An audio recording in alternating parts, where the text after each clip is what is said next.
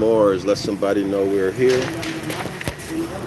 Y'all do that for me. Let somebody know we're live. Okay. So we're coming back with the Gospels and the Zodiac. I hope y'all can see this. The Gospels and the Zodiac, the secret truth, the secret truth of JC the Christ figure. All right. This book is written by Reverend Bill Darrell-El. The link to the free PDF is in the description area of the video. Let's get started. Now, I mentioned to you all that there is a book inserted inside of this PDF. It's called The Forgotten Language of the Stars. So I'm going to take y'all through the forgotten language of the stars as I go through the book itself, okay? The forgotten language of the stars will give you background information on astrology. Now let me say this, it's not the hocus pocus newspaper and internet website astrology. This is the science of astrology that the ancient people, our ancient ancestors, observed and kept records of, okay? They use science, okay? It's not religion, not magic, none of this ridiculous stuff that you guys, most of you guys, me included at one time, were led to believe it is. I need to get a stand or something. But anyway, let's get into it. We're going to start on page 35, all right? Page 35. Page 35. Again, this is really important for you to have the foundational information, all right? The foundational information. So you're not influenced by superstitious and hocus pocus. Okay, watch the Collapse podcast rights. Love your channel, Zion. It faded away. Let me see if I can pull it up. Let's see if I can see the live chat. Okay. Watch the Collapse rights. Love your channel, Zion. Still would love to do an interview. All right. Still would love to do an interview. Have you read, quote, God, man, the word made flesh? No, send me the PDF and I will take a look into it. Send me an email and we can discuss the interview. My email is DrYasapa@zionlawschool.org. DrYasapa@zionlawschool.org. Yeah, do that and send me the PDF. I'll read through it and see if I can work with it. If it's something I can work with and you want to do something with that, a collaboration or something like that, yeah, that's great. But I don't know what country you're in, but I'm in Vietnam, so there's a 12-hour difference between me and you guys over on the East Coast. All right. But yeah, let's do it. So let's get into it. So scholars, here we are. Page 35. Page 35.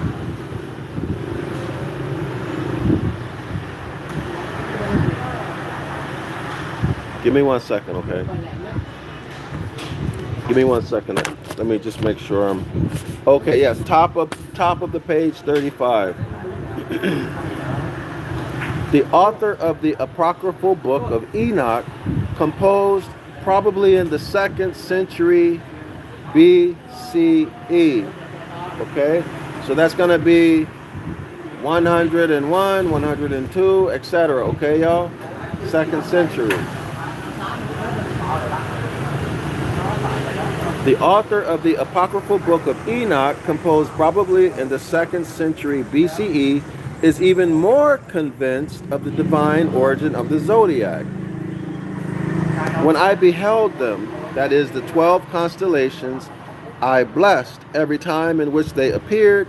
I blessed the Lord, that's capital Lord of glory, who had made those great and splendid signs. that they might display the magnificence of his works to the angels and to the souls of men, and that these might glorify all his works and operations, might see the effects of his power, might glorify the great labor of his hands, and bless him forever. This is from Enoch chapter 35, verse 3. And then it has See Prophet, page 135. So I'm not going to give too much commentary on this part. I want to move on to the etymological stuff, okay? So here we go.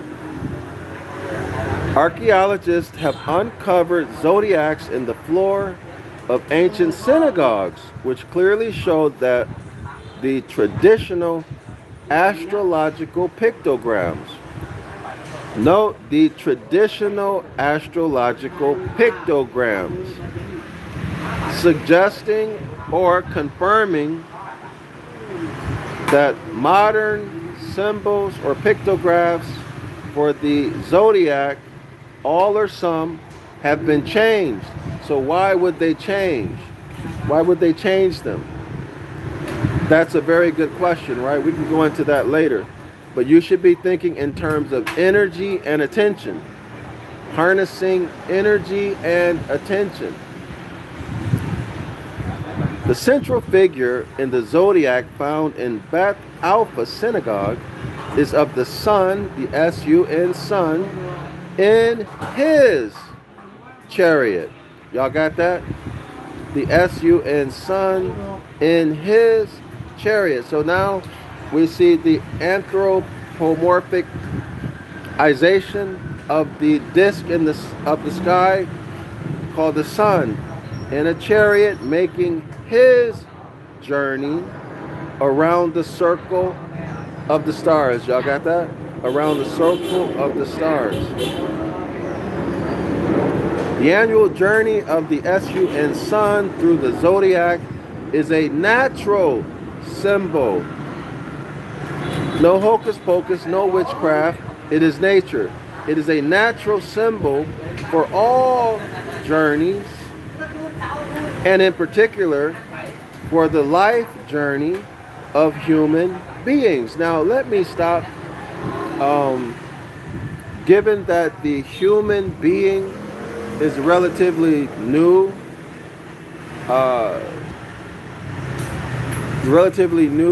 species on the planet, let's replace human being, because that's new, right? That is a hybrid. Y'all who don't know about this, go look up human being in a good law dictionary, and you'll see that a human being is not just a monster, but a human being cannot inherit land. So if the human being cannot inherit land, by simple logic, we know what? It is not Genesis chapter 2, because Genesis chapter 2, man is the rightful heir.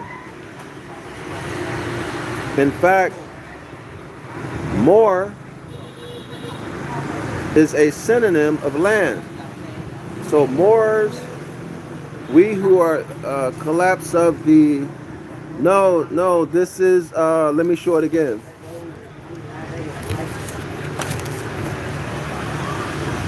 Yeah, Zechariah Ascension. I haven't read his stuff, but if you have something, send it to me. I've heard of his name, but I haven't read his stuff. So this is the book we're coming out of, scholars. Okay, scholars, the Gospels and the Zodiac. All right, now embedded in this book is another book called The Forgotten Language of the Stars. Now, y'all should know it's not forgotten, right? It's been taken away from you. It's been hidden from you. It's necessary to take this away from you and to spookify it so that you'll be scared of it. All right? So now let's go back to it. It's kind of awkward here where I'm at. I don't think I'm going to come back to this coffee shop. Smoking cigarettes. It's every time I speak, I get a breath. I get the cigarette smoke in my throat. I won't be back here. Okay, no. Oh, accurate. She was. Hold on, let me go back and check that out. All right, give me one moment. Okay, she was 90s author. She wrote Christ Conspiracy. No, I haven't heard of her. Greatest story ever sold. Yeah, I haven't heard of her. But just because I haven't heard of her doesn't mean it's not worth studying. I just haven't heard of her. But if you have it and you want to send it to me, please do, and I'll check it out for sure. Definitely. Okay, y'all. So let's go back to this Han Human. Han Human, the half man, half monkey. Okay? Important to note is that the male seed came from a chimpanzee. The male seed came from a chimpanzee that was impregnated into the womb of a Moorish or Moabitess woman. This is according to Moorish history, or what we call Moorish science, all right? So there you have it. Human being is a monster, has no right to inherit, cannot inherit land, all right? Hence you have human rights. Now, does that make sense now? Hence there are human rights. Whereas man and womb man, Genesis chapter 2, have what? Natural rights, because we are the what? We are the power. We are the creative power, the all. You guys can understand what I'm saying. In other words, connotatively speaking, we are the gods. Okay? And the others have to have what? Human rights, and we had to give them sovereignty in the Constitution for the United States of North America. We gave them sovereignty, okay? And why did we do it?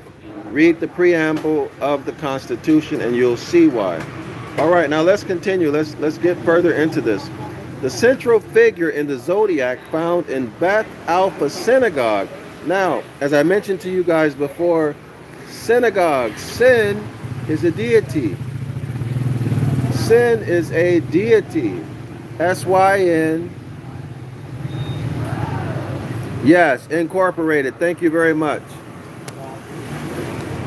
S-I-N and C-Y-N. This is a deity. So y'all need to check out who this deity is. Okay? Open up. Unlock this word synagogue. Unlock it. Get the etymological meaning. Now, Beth Alpha Synagogue is of the sun in his chariot, making his journey around the circle of the stars. Now, Zion Law School scholars, you already know that the Promised Land is not over there in Africa, on the eastern part of Africa. That is not the location of the Promised Land. Now, y'all go back and watch my material, my videos. Okay, watch the collapse. Says all synagogues is Isis Ra El are spelt. Second. Okay, are spelt with the I, unlike the Y in other countries. Okay, thank you for that.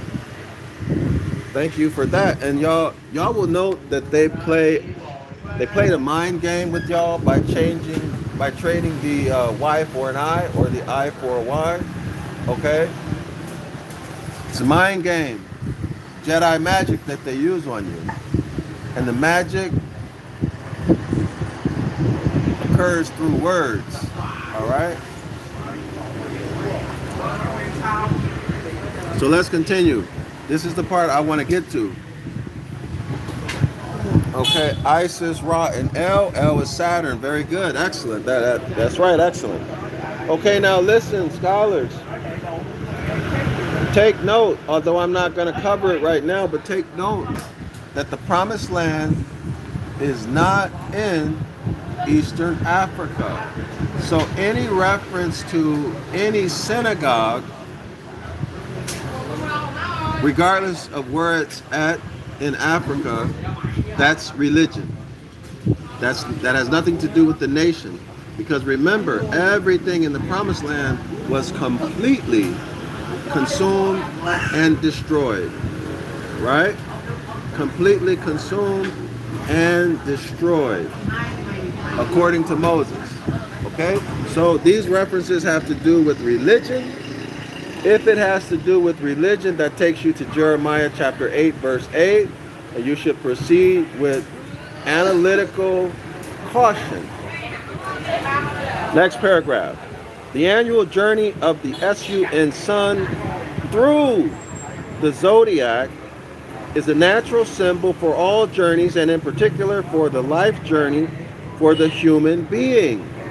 Okay, now we know we need to get rid of that human being and put man and woman or womb man, right? For reasons already discussed. The word zodiac, now take note, scholars. This is the whole reason why I'm doing this presentation. The word zodiac comes from the primitive root. There is your linguistics. The primitive root, Zod, spelled Z-O-A-D. Z-O-A-D. A walk. Zod means a walk.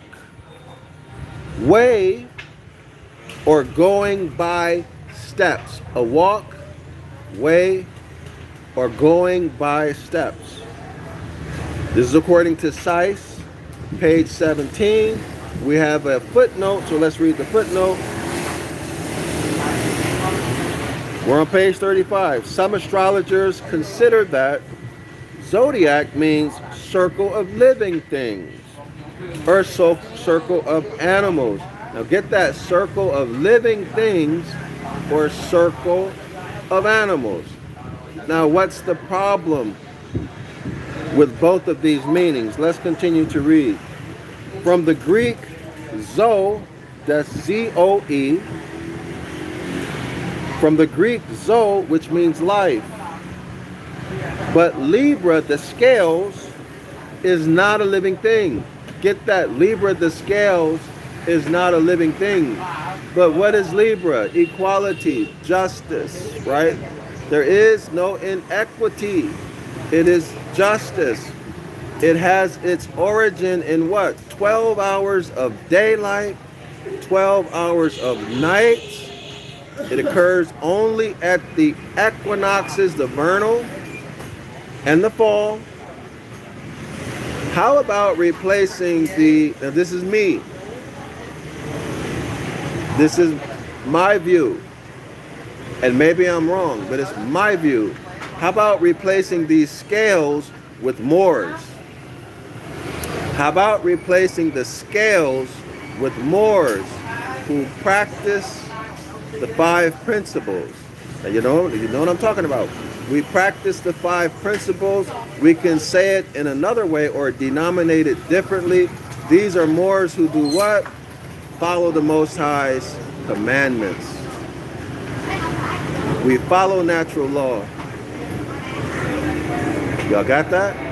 I hope you can understand. Y'all can chew on that. I'm going to move forward. Now that's just my opinion as to what it might be. Okay, and then of course Moors we are living, right? There never was a time when man was not.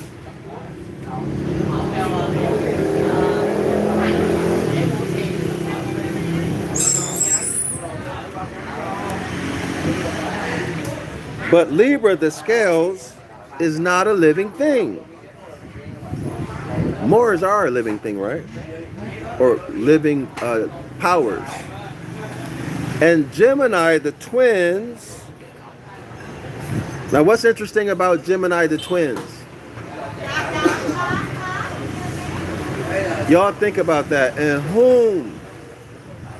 What personalities or characters might we replace Gemini, the twins with? Just something for y'all to think about. I'm not going to influence you, but think about it. Okay, a mental exercise, intellectual exercise.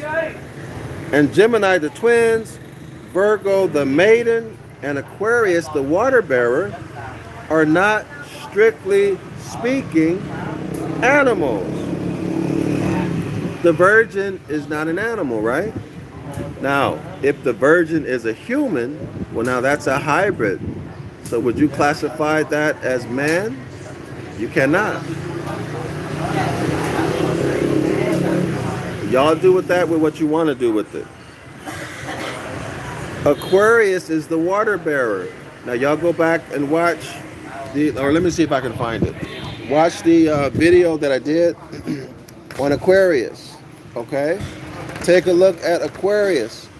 What will you find striking about Aquarius? If y'all remember, I'm going to but I'm going to show you the image of Aquarius if I can find it. Well, y'all look it up yourself. I only have a short amount of time to do this, but look up Aquarius and see if you can categorize Aquarius as a man or a hybrid or an animal. Okay? And then you make your decision as to how to classify or categorize Aquarius. Okay? So Gemini, Virgo, Aquarius are not strictly speaking animals. Okay? The author is saying that they're animals, but not strictly speaking. Nor are fish.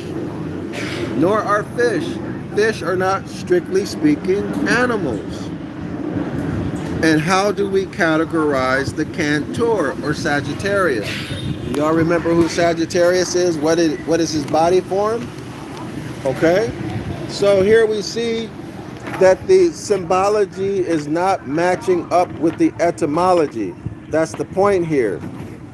That's the point here. The symbology, the images are not strictly speaking matching up with the etymological meaning of the words. All right? So I don't really have time to go into that further.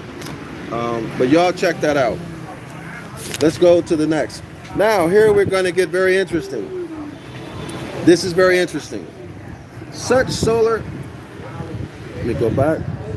The word zodiac comes from the primitive root zod, a walk, way, or going by steps, and is related to the Greek word hodos, H-O-D-O-S, which means road, and the Sanskrit Sodi, S-O-D-I, which means path. So the road or path. It is worth remembering in this context that the early Christians were said to be followers of the way. Now, all of you Hebrew Israelites, all of you Christians, here is a reference in Acts chapter 24, verse 14, that is saying that the Christians used to be followers of the zodiac. We just went through the etymological meaning. I've gone through this at Zion Law School and other videos also. Christians followed the zodiac. In fact, they named themselves after the zodiac, according to Acts chapter 24, verse 14. And there you have it.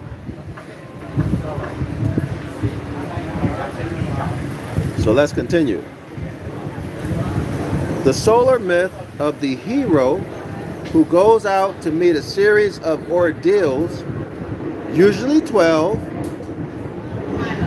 before returning in triumph, is patterned on the sun's annual cycle. Y'all got that? Gilgamesh is such a solar hero, as are Hercules and Theseus. So Gilgamesh, Hercules, and Theseus, these are solar or sun heroes. They're represented as the sun. They are the sun. Okay? They are the sun. Now let's continue. Related ideas are found in the Arthurian legends, in which the king sits in the center of a round table surrounded by 12 knights, 12 zodiac signs. Such solar heroes usually have an unusual birth. Hercules, for example, although held to be the son of Amphitryon, was really the son of Zeus. Y'all got that? Hercules was the son of Zeus, who in time honored custom had visited Amphitron's wife, Alcmena, while her husband was away at the wars. Perseus was also sired by Zeus. So Zeus also had a son named Perseus, who came to Perseus' mother, Danae, in the form of a golden shower. Now, what is that? Is that some type of perverted thing of someone urinating on someone? Golden shower, was that phrase out then? I have no idea. The Bible had its own solar myth in the story of Samson. Now, this is something else I wanted to bring to your attention. Samson at Judges 13 through 16. Here's what it says. Like the Greek heroes and like Isaac, Genesis chapter 21, verse 1, and Samuel, this is in 1 Samuel, Samson's entry into the world is the result of divine intervention.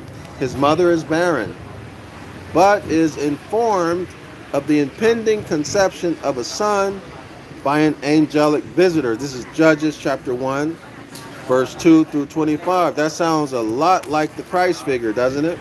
Samson's name is in Hebrew. Now remember, this is not Ibaryath, which is our language, the original Hebrew. This is modern Hebrew. So Samson's name in modern or biblical Hebrew, rather, is Shimshon. Shimshon. Now you should know that these word magicians, the dark priesthood, use words to create meanings and images in the mind. So what am I trying to say? They'll replace an Ibaryath word and give it an English pronunciation that can be similar or related to something else. Y'all follow me? This is part of the magic. This is part of taking you on a trip, a psychological trip that we call narrative transportation. All right? Samson's name is Shimshon, from the root Shemesh, which means sun, S-U-N, sun. Y'all got that? Samson's name means sun one. Okay, so Samson's name means sun one. Or as Dobbin has it, quote, belonging to the sun. So Samson's name means also belonging to the sun, end quote. This is found on Dobbin, page 115. Today, we would probably call Samson Sonny. Y'all got that? Today, we would call Samson Sonny, S-O-N-N-Y. Samson's concubine is the Philistine Delilah, whose name means Deli, D-I-L-I-Y.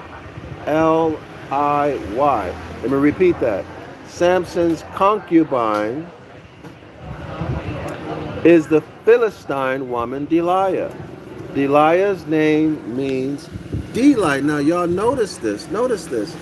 Deli means water bucket. Deli means water bucket. Is this related to Aquarius, the water bearer, or the man carrying the water bucket?